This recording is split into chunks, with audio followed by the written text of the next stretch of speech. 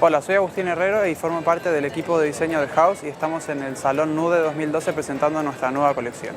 Este año el objetivo de la colección es poder vestir el salón, una zona de uso común en una vivienda. Entonces hemos traído unos muebles modulares que se pueden configurar a partir de añadiendo módulos sobre unas superficies, y hemos traído lámparas, un espejo y una poltrona baja.